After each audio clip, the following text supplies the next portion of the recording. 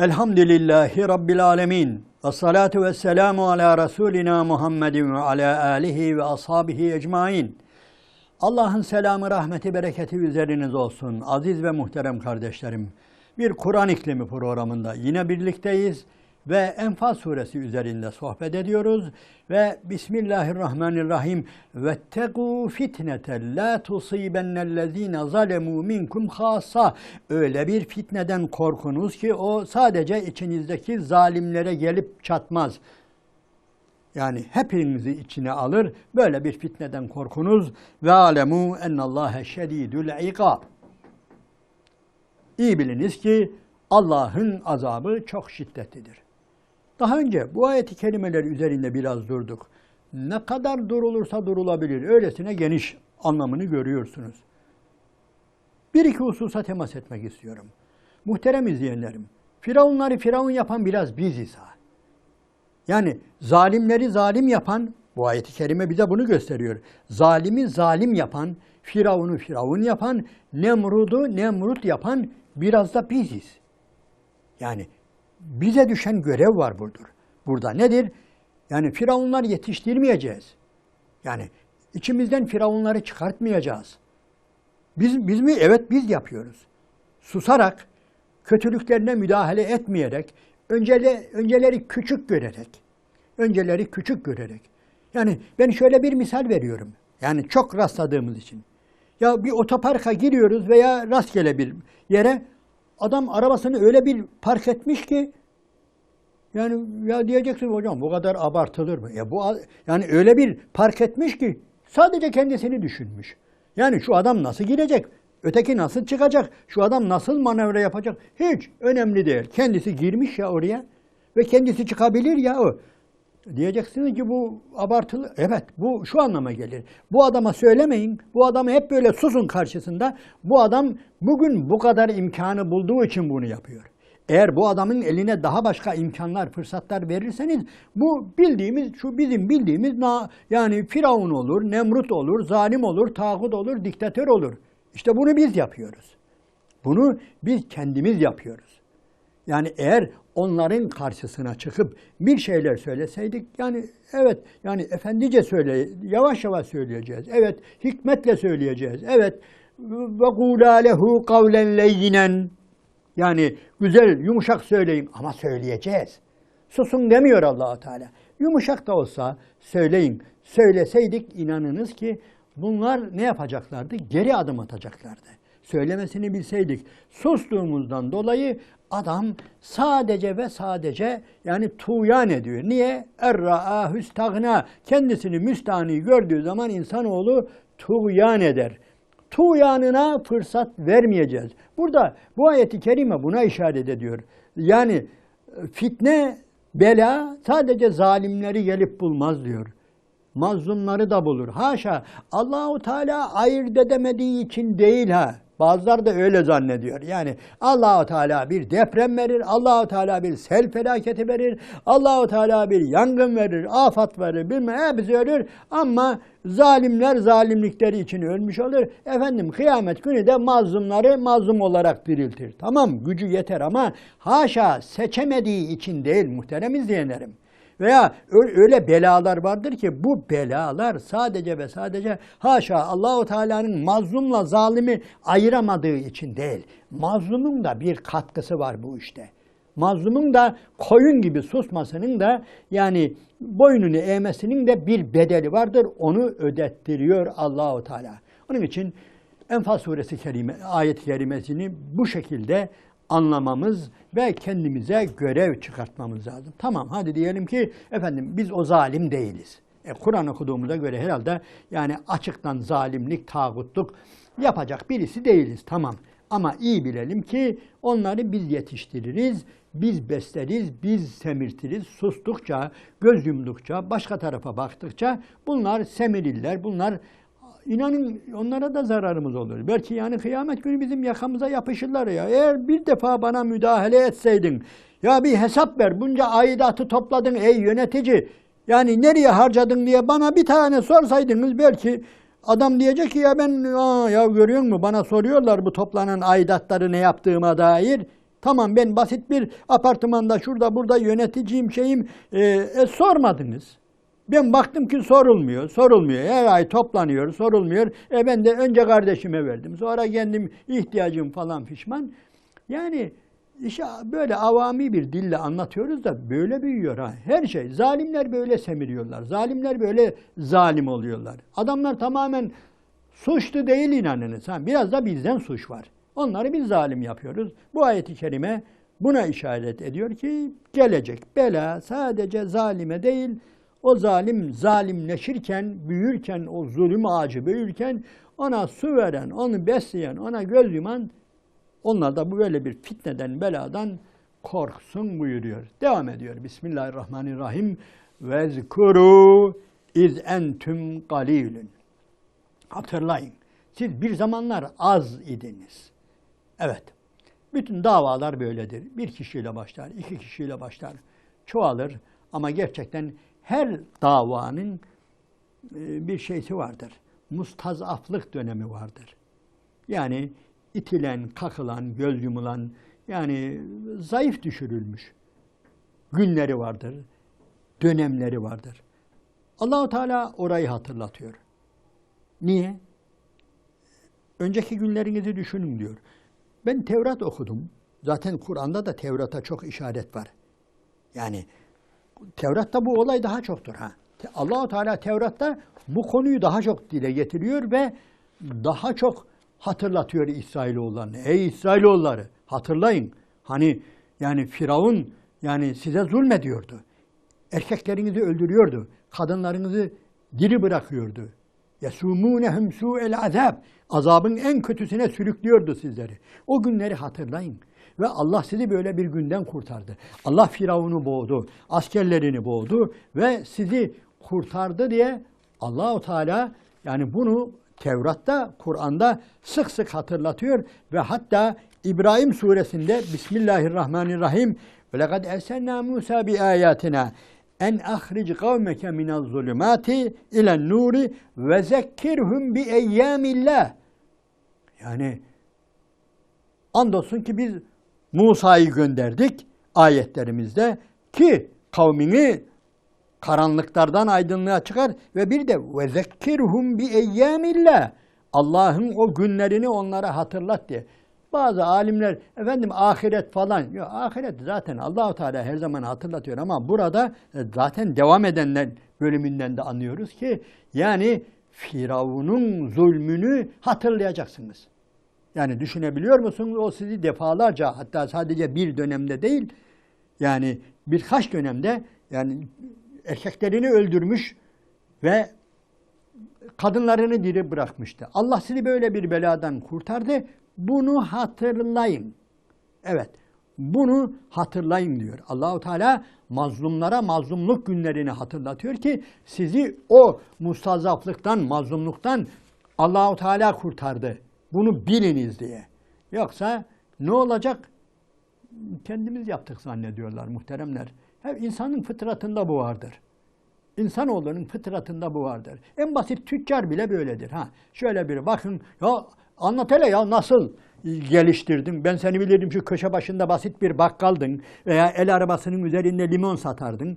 Nasıl oldu böyle bu binalar, bu marketler falan diye söyleyin. Hemen böyle gerile gerile yani kendisi, bütün keramet kendisinde. Değil işte hocam. Yani biraz kafayı çalıştırdık. Şöyle yaptık, böyle yaptık. Dedik işte bu şey önce peşin almasını öğrendik. Şöyle böyle falan. Ya bir tane de Allah deyin ya. Allah ya. Allah-u Teala bu işi yap. Yok demezler. Evet. Tüccarımız da böyledir. İflastan kurtulanımız da böyledir. Hastalıktan kurtulanlara bazen şey yapıyorum ya. Seni iyi gördüm maşallah diyorum. Ya ne oldu anlat hele sen işte şöyleydin bundan bir sene 2 sene önce gördüğümde zayıftın, sapsarıydın, gözlerin rengi şöyleydi işte şu bu hastalık vardı falan fişman. Başlıyor anlatmaya. Diyor hocam önce şu ot var ya o ot yok şu doktor şuydu bu ya bir Allah de ya. Allah de ya. Allah bana bu şifayı verdi de. Onun için Allah-u Teala bize hastamıza da, tüccarımıza da ve zayıf İslami hareketlere de Yani daha önce böyle kılıçtan geçirilebilecek. Yani düşünene yani ya kıyıda ya Efendimiz Aleyhisselatü Vesselam'ı vardılar. Yani Sevr mağarasında kıstırdılar. An meselesiydi. An meselesiydi, öyle değil mi? Yani orada yani öldürülebilirdi ikisi de. Kapıya kadar gelmişlerdi kafirler, zalimler. Ama Efendimiz ne yaptı? Yani ey Ebu Bekir, öyle bir iki kişi ki üçüncüleri Allah'tır. Düşünebiliyor musun? Mesele budur. Tüccar da böyle düşünecek. İlla çok böyle yani uçaktan kurtulan da, trafik kazasından kurtulan da, hastalıktan kurtulan da, iflastan kurtulan da, ya Allah deyin ya. Bunu Allah yaptı deyin. Onun için Allah-u Teala hatırlatıyor. Bize sık sık hatırlatıyor ki hatırlayın. Vezkuru iz entum qalilun. Siz bir zamanlar azdınız. Ve mustazafune fil ard. Yeryüzünde zayıf düşürülmüştünüz. Mustazaftınız. Tehafune en yetekattafakumun nas. Ve öyle bir kelime kullanıyor ki Rabbimiz, yani yukarıdaki böyle vahşi kuşların, yani kartalların falan avını anlatıyor. Öteki insanların size böyle kapı vermesinden korkuyordunuz. Yani öyle bir anda pike yapar ki, biliyorsunuz o kuşlar, belgesellerden olsun görüyoruz şu anda. O kartallar, o şahinler, o atmacalar yani öyle bir dalış yapıyor ki yerdeki zavallı bir anda neye uğradığını şaşırıyor. Aldığı inan götürdü. Aynen böyle diyor. Siz de diyor tehafune en yetehattafakumun nasu. Diğer insanların diyor size böyle kapı vermesinden korkardınız. Öyle mustazaftınız, öyle gariptiniz, öyle azdınız, öyle zayıftınız. Elinizde, avucunuzda bir şeyiniz yoktu kendinizi koruyacak. Ve fe'avakum ve eyyedekum. O Allah sizi barındırdı, sizi korudu ve size güç verdi, kuvvet verdi, teyit etti. Ve eyyedekum bi nasrihi. Nusratıyla, yardımıyla size güç verdi. Gelin bunları Allah'tan bilin. Yok eğer bunu Allah'tan bilmez, liderden bilirsen başka şeylere, ya işte biz bir zamanlar şöyleydik de işte falan abi geldi de bize şu taktikleri öğretti de şunu yaptı da bunu yaptı da ondan sonra şöyle güçlendik de böyle güçlendik de. Ya tamam, bunlar görünen şeyler. Bunları herkes biliyor. Ama esas iyi bil ki yani bu işi yapan Allah-u Teala'dır. Gel bunu ikrar et. Vezkuru. Hem hatırlayın hem de hatırlatın. Arada zikredin bunu. Elhamdülillah deyin. Yani biz böyleydik. Bir avuçtuk. Bir avuçtuk. Bir ben vardım, bir Ali vardı, bir Hatice vardı. Kimse yoktu başka. 23 sene sonra yani bir ucumuz Afrika'ya gitti, bir ucumuz Asya'ya gitti diyeceksin Allah'ın Resulü gibi. Yani böyle. Allah bize İran'ı verdi, Bizans'ı verdi, dünyayı verdi diyeceksin. Evet, dün bir avuçtuk. Bir avuç bile değildik. Yani birkaç kişiydik. Budur. Allah-u Teala'nın bizden istediği budur. Yani bunun aksini yapmayalım. Nankörlük budur. Bunu dile getirmemek, bunu söylememek nedir? Nankörlüktür. Evet. En yetekattefekumun nasu feavakum ve eyyedekum binasrihi. Ve o Allah ne yaptı? Sizi tabiri caizse barındırdı. Bağrına bastı.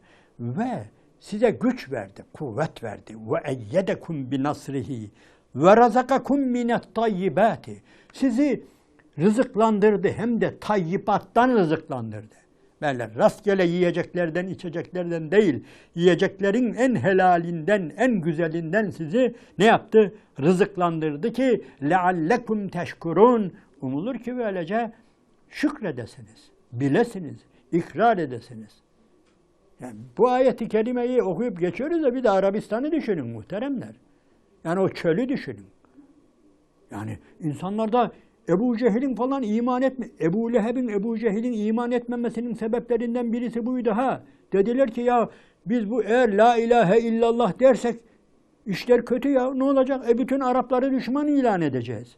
Onların putlarını reddedeceğiz. La ilahe illallah deyince. Aynen Ebu Leheb öyle diyordu. Ondan sonra ne olacak? O putperest Araplar Mekke'ye gelmeyecek. Hacca gelmeyecekler. Putlarını ziyarete gelmeyecekler. Ne olacak? Bizim ticaretler duracak. Adamlar geliyor da ya buraya. Biz de neler yapıyoruz, neler yapıyoruz. Aynen böyle. Onun için Dikkat edin. Allahu Teala Tevbe suresinde buyuruyor ki bu ayeti bir hatırlayın, daha önce sohbet etmiştik. Ya eyyühellezine amenu innemel müşrikûne necesun felâ yakrabul mescidel harâme ba'de âmihim hâzâ. Ey iman edenler, müşrikler necasettir, pistir. Deminki okuduğumuz, bir önceki sohbette okuduğumuz yani inne şerrad devâbi indallâhi summul bukmullezîne lâ yâgilûn ayeti kerimesine benziyor. Müşrikler pistir, murdardır, en adi mahluklar. Bundan sonra mescid-i harama sokmayın. İşler kesada gider. Niye? Arap çöllerinden ne kadar adam geliyor. Putperestler. Hepsinin Kabe'de putları var. Eğer gelen yiyecek, içecek, bugünün tabiriyle turizm. Turizmi anlıyorsunuz. Onun için Allahu Teala ve in khiftum aileten, fakirlikten korkarsanız, yani bu müşrik Araplar buraya gelmeyecek. Ondan sonra biz de yani ticaretimiz, panayırımız, ukazımız, mecennemiz bunlar kesilecek. Onun için korkuyoruz diyorsanız korkmayın. Allah size lütfundan, fazlından, ihsanından neler verecek buyuruyor. Onun için bu ayeti kerime belki bizim şu anda yaşadığımız ülkede bizi fazla yani ilgilendirmiyor gibi değil de yani biz hemen geçiştirebiliriz. İyi geçiştirmeyin. O Arap çölünü düşününüz. Yani bitkinin, şunun bunun çok az olduğu bir şehri, bir memleketi düşününüz ve Allah sizi diyor rızıklandıracak. Rızıklandırır. Gerçekten Arabistan'da rızık endişesi çok çok fazlaydı. Çünkü gerçekten böyle ırmakları yok, ormanları yok, bilmem neleri yok ve böyle yani açıktan böyle rızkın aktığı bir şey yok, biliyor musunuz? Onlar yani bu ayet-i kerime onları biraz daha fazla ilgilendiriyor. لَعَلَّكُمْ teşkurun. Sizi böyle tayyibattan, en güzel yiyeceklerle rızıklandırdı Allahu Teala. Az idiniz, çoğalttı, güç verdi, kuvvet verdi ve sizi böyle rızıklandırdı ki ne yapanız?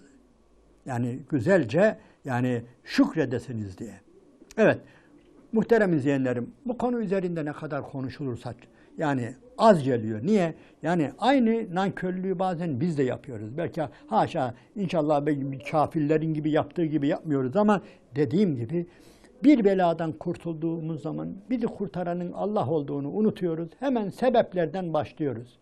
Sebeplerden anlatıyoruz. Şöyleydi de, kaptan şöyle yaptıydı da, şoför şöyle kurtardıydı da. Yani freni patlamıştı ama öyle bir yani yere sürdü ki arabayı şöyle böyle falan. Hiç sanki işin içinde Allahu Teala yok. Hep şoförler, kaptanlar, doktorlar, ilaçlar, bilmem neler veya ticaret kanunları falan hep bizi bunlar kurtarıyor. Hiç Allah diyen yok. Veyahut da böyle desek bile böyle kısaca geçiştiriyoruz. Allahu Teala falan. Öyle değil. Gerçekten Allah'tır. Her şeyi düzelten, onların sebeplere bakmayın siz. Sebepler basittir. Bizi böyle bu hale getiren nedir? O istedi de işte biz güçlendik. O istedi de bir tane Muhammed Aleyhisselam'ı seçti. Yanında küçücük çocuktu. Hatta yani kim benim yardımcılarım dedi Efendimiz. Aynen Saf suresinin son ayeti kerimesi gibi. Hani ve enzir aşiretekel akrabin, yakın akrabalarını uyar dediğinde Allahu Teala Efendimiz yakın akrabalarını, Haşimoğullarını topladı, onlara bir yemek verdi. Ondan sonra davasını anlattı. Ondan sonra söyleyin şimdi kim benim destekçim, kim benim bu la ilahe illallah davasında benim yardımcılarım deyince Ali çıktı. Ali diyorum. Ali'ydi çünkü bebeğiydi. Ve öyle bir gülünçtü ki kendisi anlatıyor. Yani karnı dışarı çıkmış. O çocukların öyle bir dönemi var. Ayakları cılız dışarı çıkmış işte. Benim dedi diyor. Geldi diyor çocuk. Ve Ebu Leheb falan kahkaha attılar. Tam buldun ha. Tam da buldun yardımcını dediler diyor. O günleri hatırlayacaksın. Bir tane Hatice var, bir tane Ali var. Başka kimse yok. Ve bu arada Allahu Teala ona vaatlerde bulunuyor. O iman etmiş buna. İşte biz bunu görmemiz, sadece görmemizde, sonraki günlerde de hatırlamamız lazım. Yani şifaya ulaştığımız, beladan kurtulduğumuz, uçağımızın düşme tehlikesi bittikten sonra, otomobilimizin uçurumdan kurtulma tehlikesi hep bittikten, gemimiz, kayığımız batma tehlikesini atlattıktan sonra önemli olan Allahu Teala'yı hatırlamaktır. Allahu Teala bizleri her zaman kendisini sadece dar günlerde değil, geniş günlerde de kendisini bilen, hatırlayan, bahtiyar, şükreden kullarından eylesin. Allah'ın selamı, rahmeti, bereketi üzerinize olsun aziz ve muhterem kardeşler.